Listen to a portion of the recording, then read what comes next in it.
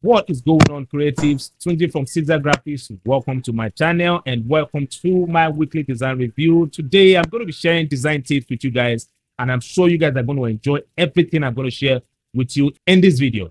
So sit back, relax, and keep watching.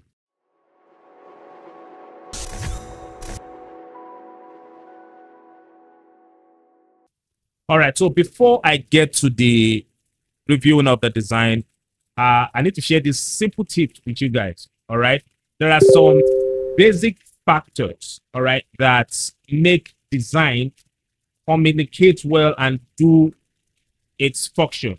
And these two factors are the use of text and the image, as well as working together with other elements on the project.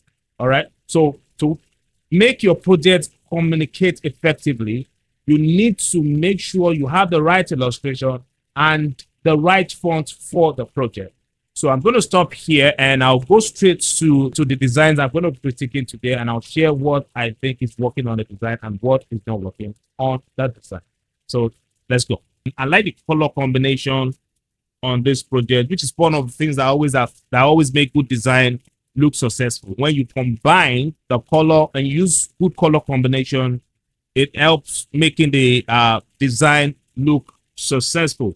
And I also like the fact that we can easily see the information on the project. All right. But the problem I have with this is just the too much of different shapes. You know, the use of shape is another way we create contrast on our project. All right. Is another way we make a reading. All right, there's something called reading in design. I'm sure so many of you are already used to the word reading, and for those of you that don't know what the word reading means, it's not different from the way we listen to music, and then you notice there's a particular beat that don't stop playing on the background. And if this particular beat continue playing from the beginning of the song to the end, it's not going to make the music sound interesting. So what most people that make beats do is, whenever that particular beat continue repeating itself, when it gets to the part where the chorus is coming in, they quickly change that beat so that that's the work that the chorus need to do on the song will be achieved. And that's the same thing that apply to graphic design. So when you are working on design project and then you want to start using shapes, use the shapes like you are trying to create a reading. Now, for those of you that don't understand what I'm saying, I'm going to break it down. The use of too many shapes, too many different shapes on your project is going to affect the success of the project. And I'll tell you why. I'm going to show you the different shapes that we have on this project here. This is 1 here. This is 2. And this is 3. So if what I'm going to advise this designer to do when next is going to work on a project like this is, if you're going to use shapes, it's always good for you to don't use more than 2 different shapes on your project. Okay, then you can now use one shape. All right, like if you have too much of this similar shape on your project, you can now use one shape to draw people's attention to whatever you place on the shape. So you can use this shape you have here, all right, and then just make this remain like this, or you can repeat this shape here, this shape you have here, you can repeat it here, and then just make this remain like this. I hope you guys get my point. So it's similar to the way the people that make beats, all right, the way they always do it, where, you know, they repeat the sound, and then when they get to the part where the chorus is coming in, they change the beat. And that's what I'm trying to teach you guys how to achieve here. All right, I want to let you guys know that whenever we are working on a product poster, all right, our goal, and I need everyone for you to catch this, our goal is to create a project that fully projects that product. All right, project it in a way that it will be easier for the right viewer to see it and quickly digest everything on that project. Okay, now I'm saying this here now because you see, whenever you're working on product poster, right, please always allow enough space around the product. Okay, always allow enough space around the product. Let me quickly show you what I'm saying here. So I'm going to make a copy of this, all right, and I'm going to cut this out. Okay. And I'm going to quickly fill it with the color here.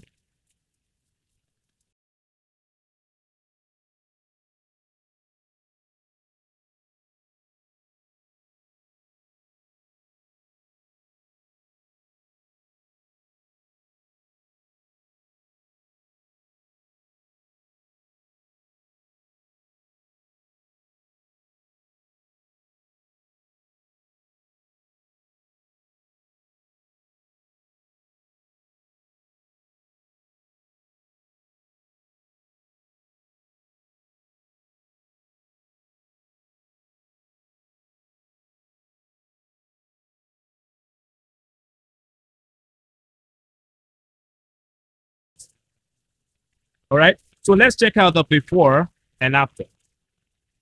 All right. So this is the after and this is the before. And you see the difference. All right. So whenever you're working on project poster, your focus should be creating something that will make the project, that will project the project well. Avoid making content too close to the products. Doing that, it's going to affect the beauty of that item. Next design.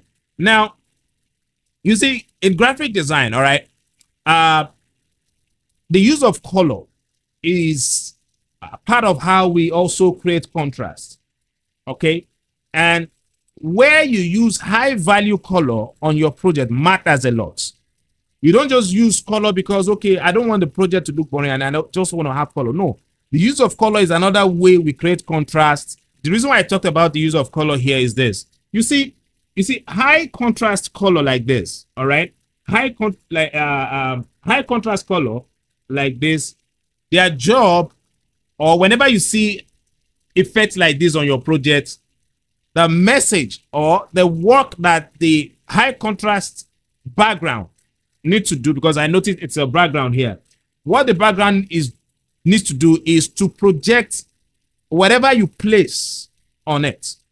All right. You know, contrast is key in graphic design, guys, and I need you all to get this. The way you place your own project on your design, there should be contrasts on how you place those elements on your design project. So if you have a project you're working on and then you have a particular character that you want people to see, the work of your background is to project that character. But if your background is taking 90% of the attention that the character is supposed to take on your project, the work that that project is supposed to do is not going to be achieved. And I'm saying this here now because the contrast on this background here is really affecting the character we have here. Because if you look at the color on the face of your character here, it's closer to the color you have on your background, and which is not okay. So if you have a background this bright, all right, I expect you to reduce the value of the color on your character here so that the contrasts on the character and the background is going to be strong. It's going to be very heavy. But when your character is having a bright value on the face or the illustration carry a lighter value, and your background is also carrying the same strength of value, it's not different from you placing a white color on a white background. And I hope somebody get that. So my advice here to this designer is whenever you have a bright background, make sure whatever you are placing on it is whatever you are placing on it have the opposite value. All right, the opposite value in terms of the strength, because when I say value is what controls the intensity of a color, like the brightness of a color. So the value of the color should not, the background and the character or the illustration should not share the same value. All right, so avoid that. Then I'm going to say the same thing I mentioned on the previous design on this project here. You know, white space is very important. All right, you need to always allow white space on your project. Even if it is a party poster, there should still be white space so that people can easily navigate through the information you have on the project. So to me, this is not really successful. And then the area where you have your content, everyone, please, I need you to get this. Allow that part to have less playful background, please. when I say less playful, I'm referring to you having all these blurry effects on your project. Because this part here, in fact, every element you put, every information you put on your project, they have what they need to do. And their job is to educate or inform the viewers. So when you now put something that will hide the visibility of those information, is going to affect the success of the design. All right, so I need you guys to take note of this. Please, if you are the designer and you're watching this video, please avoid this. All right, so I'm going to stop here on this and I'll go straight to the next design.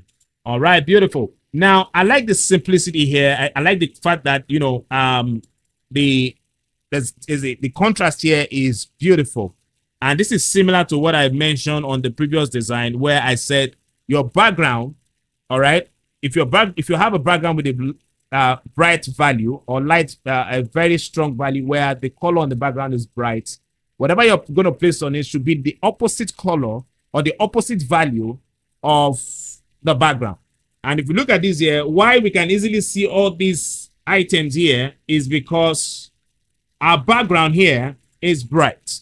And that's the same thing I'm trying to let you guys understand on the previous design. So this project here, I like the dynamic placement of the items here, which is also part of what always help design look successful. You know, don't place the elements, don't just place them and make them just be there. All right, so dynamic placement of images, all right, items is part of what, you know, always make the project look successful and interesting. So I like this. All right, this is beautiful. Okay, what else do I notice here?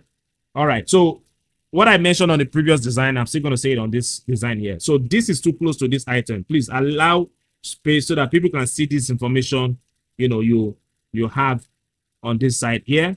And what else again? And then your logo, all right, please allow space on the logo. But this is a beautiful project. It's just, the designer can just take note of what I just mentioned here, which is, you know, allowing space, more space between this. Maybe you should just close the tracking, move this up a bit, then reduce the size of this a bit. In fact, reduce this also, all right? Please, reduce this, all right? Now, nothing sits on your design project neutral, all right? Whatever you place on your design project, people will surely see it. But I'm not now saying you should now make it too small to the point where it will be difficult for them to see. No, that's not what I'm saying. At least you can still reduce this a bit, all right? And I don't even expect you to have this shape like this here because there's no enough space. The space on your project is not really much. So you adding this again is taking more space. And whenever you are placing elements on your design, please consider the space. All right. If you notice that the content on your design is already taking more space or is loaded with too many details, all right, do not add more details to it. What you should be looking out for is what you can take out in order to make the project look simple. Simple projects most time is what draw attention the most. Simple project draws attention than busy project. So I don't expect you to have this type of elements here. All right, I don't expect you to have this because it's already taking space on the project. But I like the way you play with the color, the way you place the elements, which is very, very beautiful. All right, I noticed the shadow under your element. I noticed they all face that direction, which is also part of what make the project look successful. All right, so kudos to this designer, and I'll go straight to the next design. Done. Now, so I know this designer is still a learner, and I'm sure every one of us, I'm talking of those of us that are now pros here. I know we all pass through this stage. All right. So I'm only going to advise this person. I'm not going to critique this design. I'm only going to advise the person. Now, whenever you are asked to work on any project, all right, have it in mind that you are trying to pass a message. All right. And how you pass the message well is through the use of the design element. Don't jump on don't jump into working any design project with a naive spirit. When I say naive spirit, I'm saying going into the project without not having a picture of the message or the goal that the design is supposed to achieve. So many of us have had clients say, okay, I want you to design a flyer for me, and then they just give you the brief. That is not exactly, that's not the exact goal of the project. There's a reason why the event is holding. There's a reason why there's a goal. There's something that the event planner wants to achieve. So your job as a designer is to ask that event planner, or the host of the event, not the event planner now, the host of the event. Your job as a designer is to ask the person, please, why do we have this project? What is the background? Why? Who are the target audience? All right. Now, all these things are what you're going to put together to create the picture, all right, of the project. Now, when I know so many of you have heard of people saying we are storytellers, we tell story with design. How we tell story with design is when we receive the story from the client. The story from the client is the background of the project. You know, they tell you, okay, we have this event we want to do, and what the event is about is letting people know that they have a leadership spirit inside of them.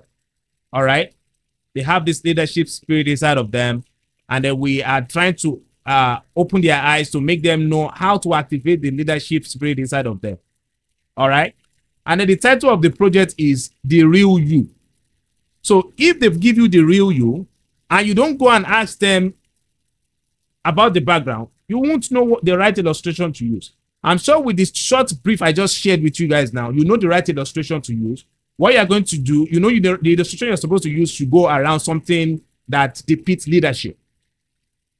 All right. So the asking the question, the knowing the background of the project is what you should focus on, to be your goal. Even if you're trying to create a fictional project for yourself, you need to have a background. You need to have what the design is supposed to do, the idea behind the design, so that by the time you get a job from any organization or any brand, you'll be able to defend the projects. Or if you're trying to put the design in your portfolio, the background that you created that inspired that project is what you're going to put in your portfolio. And like I always tell you guys, most organizations always want a designer who understands what he or she is doing. They don't want somebody who's just going to sit on a system and then start putting things together. You can do that successfully by just sitting on your system and then putting design together without having a story to back the design up. But it's going to put you in big trouble by the time you start working for clients and they're asking you to work on a project for them, and then you're not finding it difficult to solve their design goals. So understanding the background of every project is what creates the picture, all right, of the project. Is what we use as designer to communicate the message to the viewers. I'm glad you made it to the end of this video. If you have not subscribed, remember to hit the subscribe button, and also remember to check the post notification bell so you get notified when I post my tutorials. Share this video with other creatives, and if you enjoyed this video, don't forget to give it a thumbs up. Drop a comment and let me know what exactly you like about this video. Thank you all for watching, and I'll see you in the next one. Peace.